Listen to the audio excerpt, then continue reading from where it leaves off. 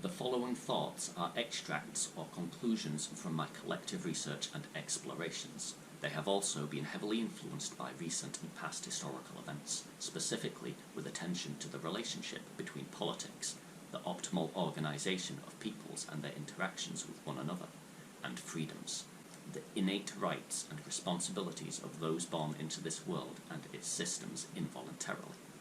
Broadly, less specifically, it explores the above relationship through an ongoing endeavour to understand the universal principles of order and chaos, good and bad, and the transcendent and regressive, along with their presence and influence on modern peoples and modern times. The power to freedom. Should Nietzsche be accurate in his assumption that all living things operate primarily from a will to power, then centre may be less attractive than a polarised view because it provides, at first glance, less potential power to the believer. Should centre be a position achievable or maintainable despite polarised resistance to it, each man's will to power would draw him to it. Openness and tolerance can only win out when circumstances, our political and social environment, are stable and free enough that centre empowers each individual more than the polarised position. Once there, we will have disagreement in absence of conflict. Standards of conduct predating human society. If wanting to play games with other men is a thing attractive to you, remember that the one true God, or the universal and more permanent standards of tolerated conduct toward other living things, has been playing the game for far longer than you. Since the beginning of all things, in fact. Objective truth will always win, regardless of how man misrepresents or misunderstands it, for it sees far more of what is than any other man or God.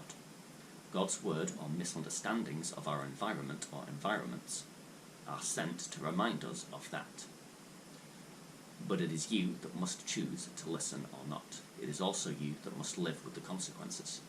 If wanting to play games with man is your thing, then do so with consideration of the pre-existing, unavoidable and inevitable standards.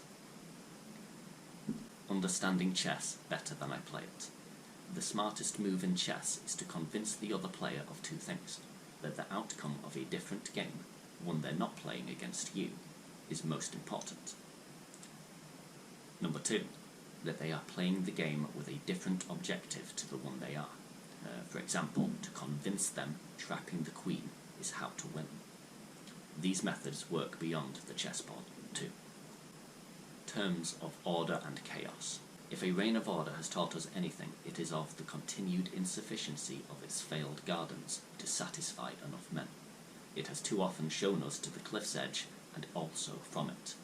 Of course, overwhelming chaos has individuals rather than groups running off their respective cliffs. The only difference of an overflow of either is in the uniformity with which we fall. But with an excess of either, we run from the edge naked and alone, or together in matching uniforms and connected by shackles. Both have served their term of education, revealing a need for the other also. To further complicate political matters, each human is unique in biology, experience and psychology, meaning the correct ratio of order to chaos for each individual must be discovered through their own discernment and exploration. Sufficient freedoms must exist to allow this. Sufficient order must exist to protect each person's freedoms. These are the appropriate roles of order and chaos in human government, and perhaps systems broader. Of freedom and power, a mathematical observation.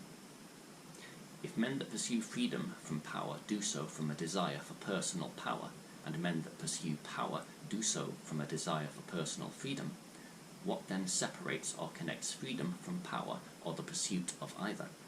If personal freedom is the pursuit of personal power, and personal power is the pursuit of personal freedom, then personal freedom is equal to personal power. Because in math, if both sides of the equation are interchangeable and the equation still returns true, they are considered the same thing, or they can at least be expressed the same way. See the next illustration. 0 is not equal to 1. This returns true because the statement is true, the same way that 1 is not equal to 0 also returns true. Other examples of interchangeability include 1 is equal to 1 and 1 is equal to 1. Interchangeability can occur where one side of an equation is not expressed the same as the other, as seen 2 examples prior, and return true only where the judging operand is not looking for the same thing on both sides. In the logical equation below, the judging operand looks for similarity, not difference, and still returns true. It still makes sense. If the logical presumptions expressed below are inaccurate, then the mathematical exploration of language may still be a worthwhile consideration for use in the exposure of Orwellian doublespeak. Unfortunately, it could also be used to reinforce doublespeak among the uninformed and illogical. See the following illustration and judge for yourself. Personal power is the pursuit of personal freedom. Personal freedom is the pursuit of personal power. Considering the logical coherency of the expressions above when interchanged, can it logically follow that personal freedom is not equal to personal power entirely? The relationship of monarchy to order and chaos. The following is a note on the monarchy and its need to balance chaos alongside order. If a thing becomes chaotic in response to too much order, then freedom in that moment is what it wants. Likewise, in response to too much freedom, order might gather. So if God's desire is to entice chaos to dance with order, evidenced through a constant play in their balance, then the payoff for chaos must be order, the only other potential state in existence, and the only thing in existence chaos does not already possess. At least not in that moment. But the freedom to take and leave order as chaos sees fit must be of utmost importance to a naturally or formally unpredictable character, making chaos the natural selector and order the natural suitor. Completeness of either is the unnatural state. The monarchy, as with all things, embodies and illustrates these natural forces, proving itself primarily matriarchal or patriarchal by outcome or outcomes at different stages of balance adapted to the environment and circumstance.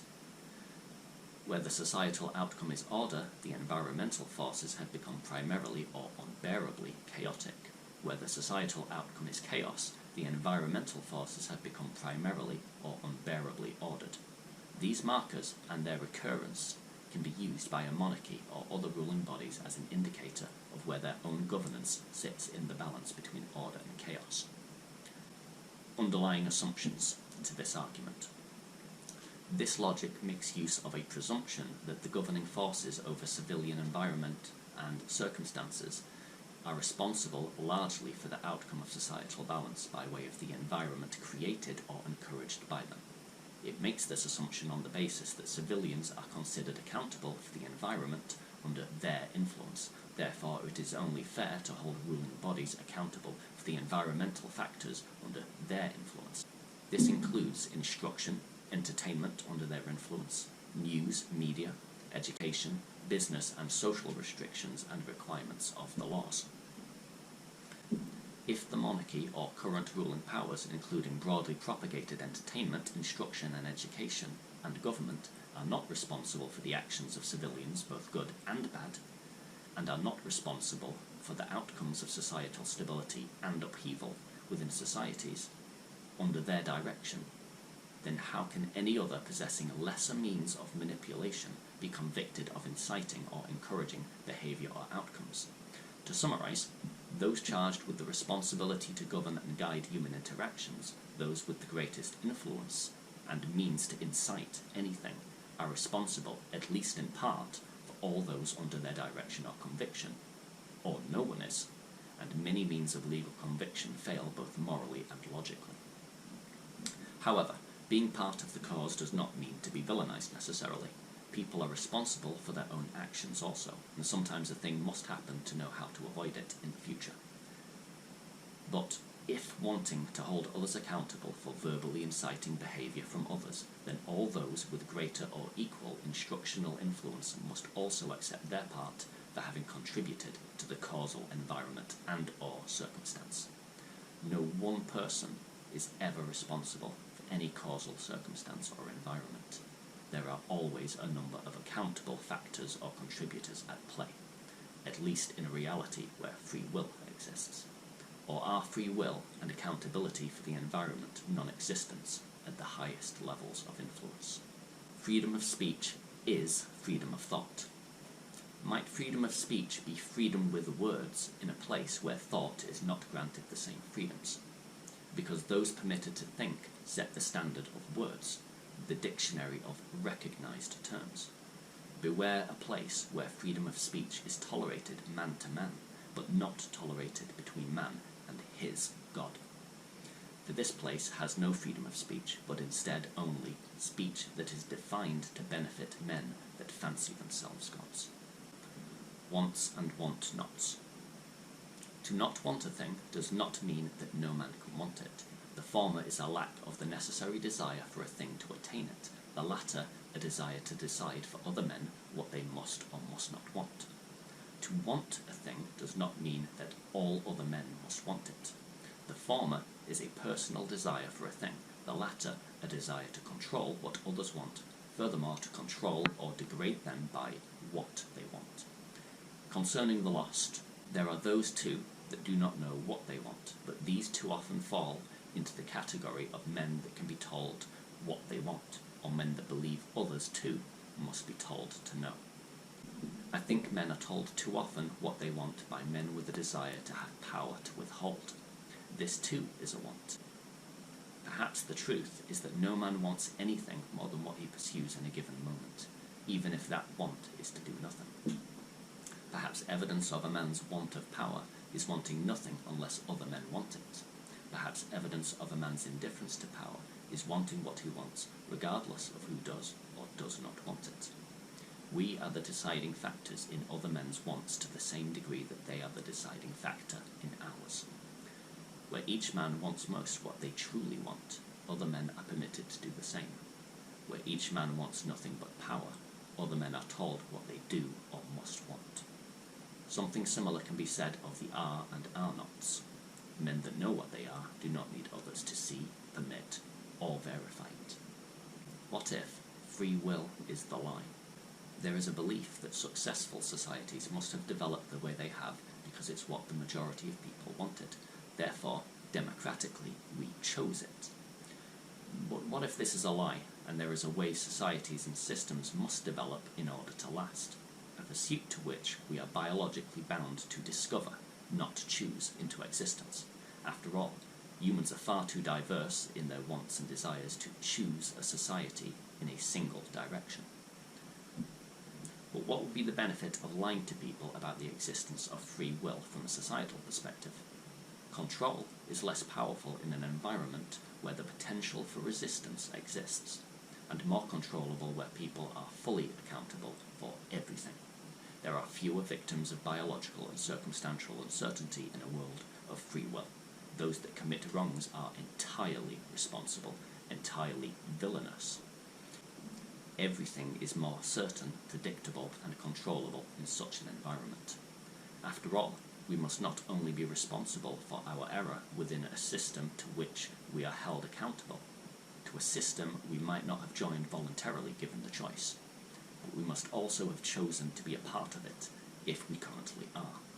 Perhaps then the word free is the real deception of our will. The finest trick. If you want to hide the presence of a thing or the absence of a thing in you, which is the same thing, you can present a reductio ad absurdum. This is Latin for argument to absurdity.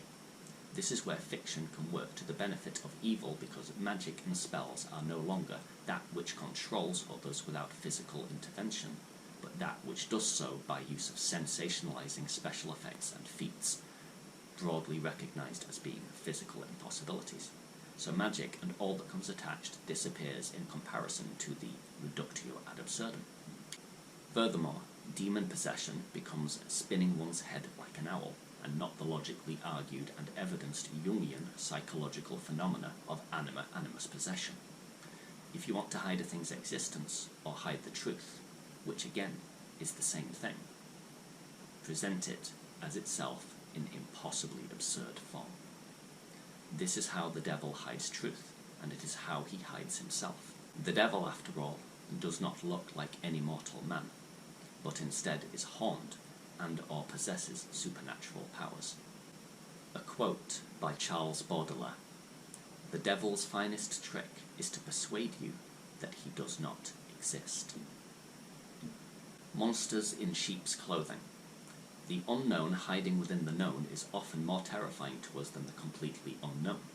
Horror movies rely on this idea when they present known things under a new light, the familiar acting unfamiliar. It's easier when a thing is entirely unknown to categorize it. That is a monster, and it sounds monstrous, and it lives in monstrous places. But what about the monster that sounds like your wife or daughter, and sometimes finds its way into the family home?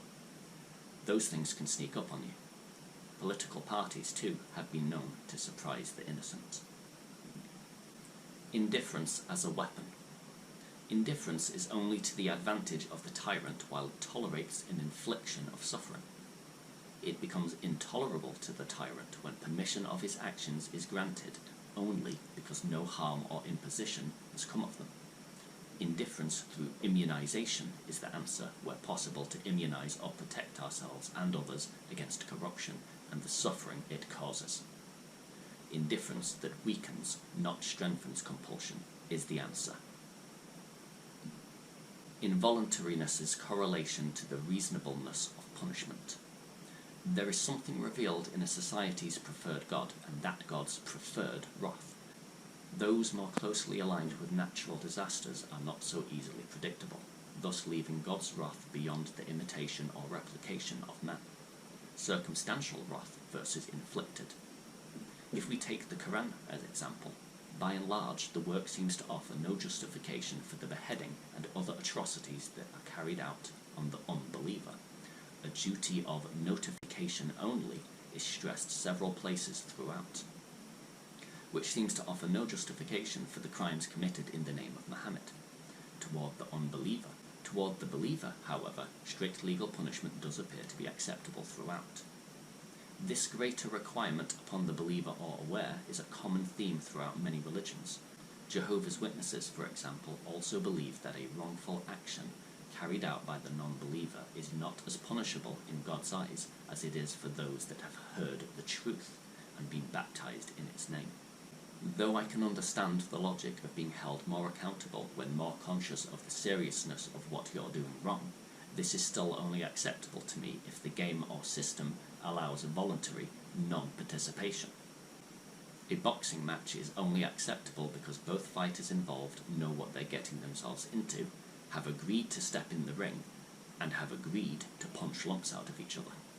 Being born on the game board should not mean being bound to it and its standards. Of course, where objectively verifiable rights are infringed upon, the non-participant's immunity from systemic punishment becomes forfeit. That's not to say the severity of any punishment should be allowed, that's another conversation, but just that the involuntariness of participation directly correlates with the reasonableness of an inflicted punishment. But after reading the Quran, I am altogether convinced, unless its pages contradict themselves, that the book attempts to establish peace among Islam and the non-believer, though its treatment or containment of the believer proves questionable where the voluntariness of participation does. But this is the same with every system, political or societal systems non-exempt. A critical thought about tutors. Is it better to have a tutor that teaches you how to think, or one that encourages you to think? The answer depends on both the subject, academic or theory, and the position desired by the future graduate. Philosophical independent or nuclear reactor manager, for example. Math can be both academic and theoretical in the same way philosophy can, but the theoretical cannot be graded, as its value is largely subjective depending on its scope of application or reference, and derived distance from the current subject curriculum. You cannot grade the unknown by way of the known. Theory is not in the ability to proof alone, it is also in the ability to question. Advantageous blame and credit. An environment where a minority or individual can be held accountable for the actions of those under no duress is an environment where individuals can be held accountable for anything and anyone they have interaction with, if ruled so by the present powers. if I say a thing and others react in a certain way because they hear it, am I to be blamed for those actions where I am not also to be given credit for actions of those that heard the same thing but acted otherwise? If so, then why am I only responsible or accountable for what was deemed the negative response? Is it perhaps because giving another credit for a positive response toward their words cannot be used for personal gain or elevation? Should we only notice that which can be used to our own advantage? In absence of duress, I will accept no blame for inciting reaction in others, not ever, and neither need anyone else. I am responsible for my own actions, I alone, my actions. Resistance and rebellion. To fight can mean to simply resist, defend oneself, or stand firm in place and refuse to be swayed or pulled by a force that would exact itself upon your rights. You don't need to harm anyone to fight, though self-defense in defense of one's rights may be required. Beware the man or system that tries to remove your ability to fight. It is not for your rights that they act. Stand firm against them. The heart of the Hydra. If an entire system is corrupt from the top down, you needn't waste your time addressing the smaller issues, even when nearer to home. Identify and expose the source or root of the corruption, and everything else falls into place and is revealed to be a distraction. Of course, the head of the snake is always the hardest and most dangerous to access, and most protected part. Cutting the head from the snake is equivalent to cutting the head from the Hydra. It is refusal to be distracted by the struggle or fights that do not matter. Fiction and propaganda. Fiction offers a way of thought and an observation. Propaganda tells you how to think and where to look. Both offer examples for imitation, good and bad, but one does not trust the discernment of its viewer, nor the value of alternate perspective. The fragile propagators of propaganda. If great enough effort is being made to suppress an opinion or inquiry and other general expressions of free-flowing thought, then you might want to consider why that is. It takes more work to suppress the truth than it does to suppress a lie, because people are more easily convinced of the truth. To convince us of a lie takes constant reinforcement. At the end of the day, people want to feel personally powerful, powerful enough to defend themselves and those they love. From an evolutionary and psychological perspective, it makes sense to be powerful, not weak. So if you want to create an environment where the lie is powerful instead of people, you create an environment where living the lie makes you powerful or grants benefits in levels of comfort or ego stabilization and reinforcement. Enter public reputation and propaganda. Likewise, it would then stand to reason that should the truth refuse to be silenced, it would unleash itself like a lion on weak propagandistic agenda, even against an entire world of lies. This is because at all times the truth empowers us more than the lie. Fragile propaganda cannot exist peacefully alongside the truth, because fragile dictators cannot tolerate authority, power, or verification beyond their control. They lack the strength to stand upright against any weight of opposition. Reasonable grounds for inquiry or suspicion. For many, and also for myself, one of the strongest arguments against the existence or possibility of Illuminati-like overlords has been that the amount of people required to manage that level of control and deception over the masses works in direct opposition to the level of secrecy required to maintain the illusion of non-existence. The more people involved, the more likely it is that someone will slip up. When in truth, as evidenced throughout history, suitable levels of fear, ignorance, innocence, or like-mindedness are all that's ever been required to stop people from learning of or communicating about corruption, injustice, and the truth at any level. Physical enforcement follows when the aforementioned measures prove insufficient, which evidences a dictatorial regime. If one wished to establish reasonable grounds for inquiry or evidence of the existence of such organizations, then one, and one alone, would likely be required, for the fragile corrupt cannot tolerate even a single person to live beyond their control, would simply need to display no fear, no ignorance, no innocence, and above all else, no like-mindedness. in order to force the compulsive and paranoid nature of a hidden dictatorial organisation into the light for all to see. At this point, reasonable grounds for inquiry and suspicion present themselves. Vote verification. If those we elect as the most intelligent and capable candidates to manage the affairs of an entire country have not, after centuries of opportunity, managed to facilitate public access to vote verification, then there are but two reasonable explanations. There is an unscrupulous level of voting fraud and disregard for democracy underway, to ensure a level of control over public affairs is maintained. 2. The above explanation is accurate, but voters are also complicit through ignorance or tolerance. And a bonus possibility. Humanity is doomed because the best we have, sincerely, can't figure out how to verify the vote to the